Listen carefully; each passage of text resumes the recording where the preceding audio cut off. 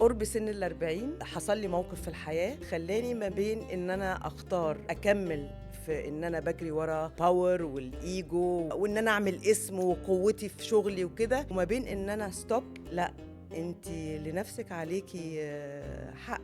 ايه الكدبة اللي المجتمع بيصدرها لنا بعد ال40 وانتي مش مصدقة فيها خالص؟ كلمة سن اليأس دي كدبة كبيرة كبيرة كبيرة كبيرة، ده مش سن يأس خالص، ده سن التغير.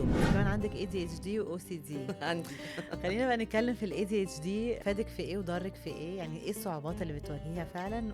وهل ده له علاقة ان انتي قادرة تعملي حاجات كتيرة ده بيساعد؟ الاتنين إذا كان OCD أو ADHD فيهم تعب ليا وفيهم تعب للي قدامي لو أنا سبت نفسي ليهم. بتخافي من الستينات او السبعينات او داخلة عليهم مبسوطة ساعات كده، عارفة وانتي معدية تبصي في المراية، ايه ده في شوية خطوط، ده انتي قمر. عارفة بعمل كده على طول على فكرة. هل أنا لما أخاف من 60 أو من 70 هوقفه؟ مش هوقف، هوصل 60 هوصل 70 والعمر عند ربنا.